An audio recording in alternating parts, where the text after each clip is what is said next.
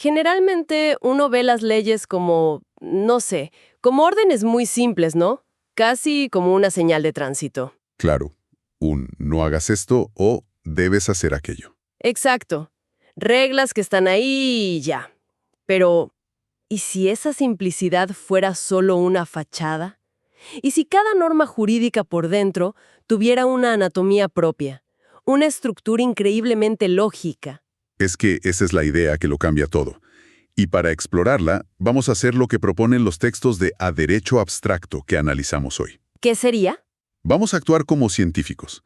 Vamos a poner una norma jurídica bajo el microscopio, para ver de qué está hecha realmente. Me encanta esa metáfora, la del microscopio, porque sugiere que algo que parece un bloque sólido de cerca revela, pues, componentes, un mecanismo. Exactamente.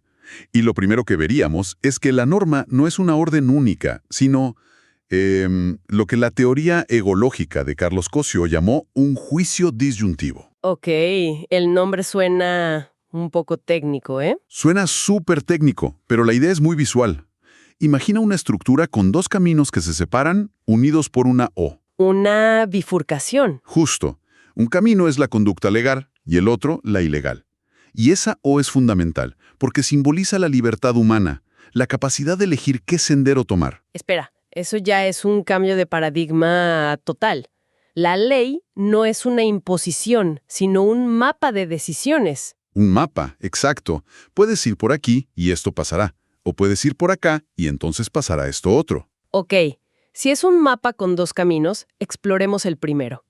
¿Cuál sería, digamos, el camino correcto? Ese es el que la teoría llama la endonorma. Es el plan A del sistema jurídico. El plan A. Me gusta. Describe la conducta lícita, lo que se espera que suceda voluntariamente sin necesidad de que nadie te obligue. Es la norma regulando la vida cuando todo fluye. Bien, y supongo que esta endonorma tiene sus propias piezas, sus engranajes. ¿Cómo se construye? Se construye, sí, como una secuencia lógica, siempre con 5 elementos. Todo empieza con un hecho antecedente, Una situación inicial. una situación concreta del mundo que enciende la norma. Por ejemplo, 2 personas firman un contrato de alquiler. Ese acuerdo, esa firma, es nuestro hecho antecedente. Perfecto, el punto de partida. ¿Qué sigue? Sigue un conector lógico muy importante, el deber ser. Ajá. Ojo, no es un hecho, no es algo que es, sino algo que debería ser. Es el puente que nos lleva de la situación a la obligación. En el ejemplo sería... Dado que se firmó un contrato, debe ser que se cumpla lo pactado. Es esa chispa lógica. Entiendo. Y esa chispa enciende la obligación, que me imagino es el siguiente elemento. Correcto. La prestación. Es la conducta concreta que se debe realizar. En este caso, la prestación del inquilino es pagar el alquiler cada mes. Y ahí entran los protagonistas. Claro, el sujeto obligado, que es quien debe pagar, o sea, el inquilino. Y por otro lado, el sujeto titular, que es quien tiene el derecho a exigir ese pago, el propietario. Hecho antecedente, deber ser, prestación y los dos sujetos. Me queda clarísimo. Es el escenario ideal. La relación jurídica en armonía. Pero, seamos realistas, la vida no siempre sigue el plan A. A veces el inquilino simplemente no paga. Y aquí es donde la estructura se pone a prueba, ¿no? ¿Qué pasa si alguien elige el otro camino de esa O? Ahí es cuando la arquitectura de la norma revela su genialidad.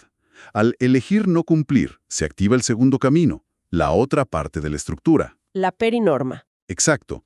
Y no es solo un castigo, es la respuesta organizada del sistema frente al incumplimiento. Es el plan B que toda norma ya trae incorporado, digamos, de fábrica. O sea, la norma no solo dice paga el alquiler. Dice paga el alquiler y si no lo haces, entonces. Y ese entonces es la perinorma. También tiene sus componentes. Sigue la misma lógica secuencial. El primer elemento aquí es la transgresión, o, más simple, la no prestación. El inquilino no pagó. Ese incumplimiento es el hecho que activa esta segunda fase. Y de ahí vuelve a aparecer el conector, el deber ser, que nos dice que debería ocurrir ahora. ¿Y qué debe ocurrir? Supongo que la sanción. Técnicamente sí. El siguiente paso es la sanción. La consecuencia jurídica. Puede ser una multa, el desalojo, lo que sea. Pero, y esto es interesante, la sanción no es automática. Claro, no se aplica por arte de magia. Alguien tiene que ejecutarla. Exacto. Por eso, El siguiente elemento es la figura del juez competente, o, bueno, el funcionario del Estado con la autoridad para imponerla. Ok. Y esto nos lleva al último y para mí el más profundo de los elementos de la perinorma, un concepto que me parece fundamental, A ver. la comunidad pretensora. Comunidad pretensora. Suena importante. ¿Qué es? ¿Quién es esa comunidad? Piénsalo así, cuando el inquilino no paga, no es solo el propietario, como individuo, quien exige que se aplique la sanción. Mmm. Detrás de él está toda la sociedad, representada por el Estado, que pretende y respalda que la ley se cumpla. Es la comunidad entera la que tiene interés en que los contratos se respeten. Entiendo. Es una idea muy potente. Pero, ¿no podría sentirse un poco intimidante? Digo, un pequeño incumplimiento te enfrenta contra todo el Estado. Es una excelente pregunta. No se trata de que el Estado movilice todo por un retraso menor. Se trata del principio que hay detrás. El respaldo. El respaldo. El derecho del propietario no es un capricho personal. Está sostenido por un sistema que todos acordamos mantener. Es la garantía de que no rige la ley del más fuerte. Eso cambia la perspectiva. No es una pelea de entre dos. Es el sistema reaccionando para mantener el equilibrio.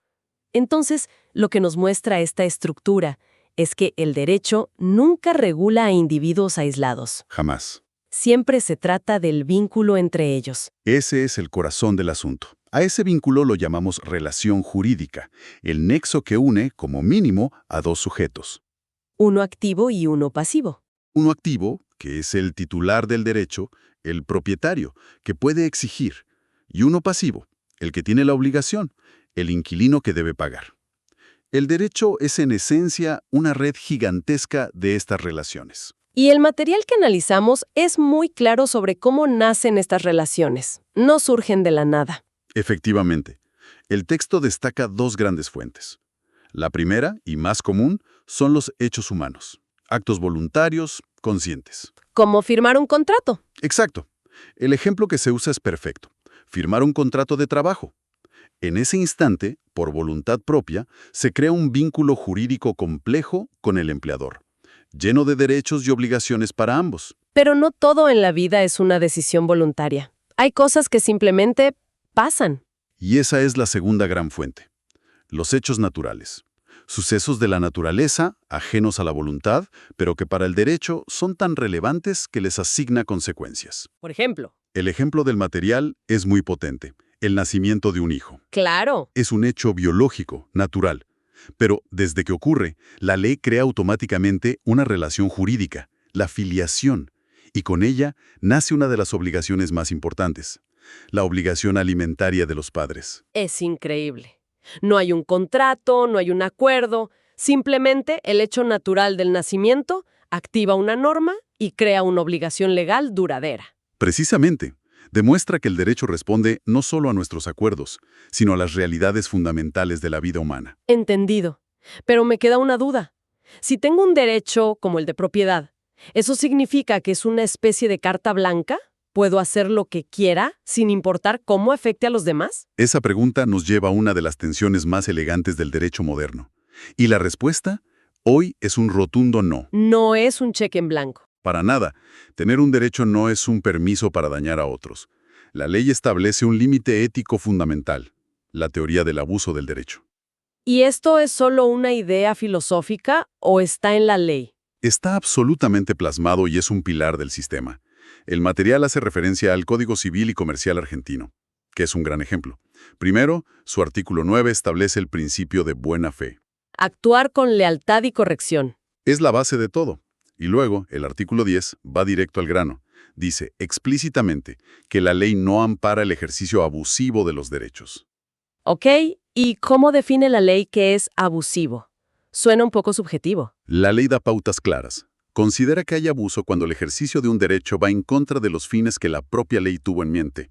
O dicho de otro modo, cuando se exceden los límites de la buena fe, la moral y las buenas costumbres. Es como un freno de emergencia ético. Un freno de emergencia, exacto. Para cuando alguien, cumpliendo la letra de la ley, viola su espíritu.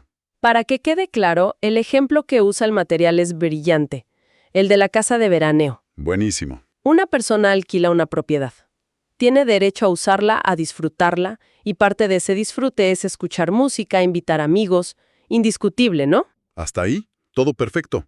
Está ejerciendo su derecho. Pero, ¿qué pasa si organiza fiestas con música a todo volumen todas las noches hasta las 5 de la mañana, impidiendo que los vecinos duerman? Ahí está el punto. Técnicamente está en su propiedad alquilada y escuchar música no es ilegal. Exacto. Y ese es el núcleo del concepto de abuso. Si analizas cada acto por separado, escuchar música, tener invitados, ninguno es ilegal. Pero el modo, la finalidad, todo el conjunto se vuelve antisocial. Está usando su derecho para perjudicar a otros. Desproporcionadamente. Cruza la línea de lo razonable. Entonces, en ese punto, la ley le dice hasta aquí llegaste. Precisamente. En ese punto, la ley le retira su protección. Su ejercicio del derecho se vuelve abusivo, y un juez podría ordenarle que pare e incluso que indemnice a los vecinos. Es un equilibrio muy delicado. Y me imagino que no se aplica solo a fiestas ruidosas. Por supuesto. El propio código, en el artículo 11, extiende esta lógica al mundo de los negocios con el abuso de posición dominante. La misma idea. La misma idea, pero en el mercado. Si una empresa tiene tanto poder que puede fijar precios o condiciones de forma arbitraria, aplastando a la competencia, también está ejerciendo su derecho de manera abusiva. Y la ley interviene. Ok, a ver si lo resumo bien. Cuando miramos una norma bajo el microscopio, no vemos un texto plano. Para nada. Vemos una estructura lógica, un mecanismo de dos vías que regula la libertad.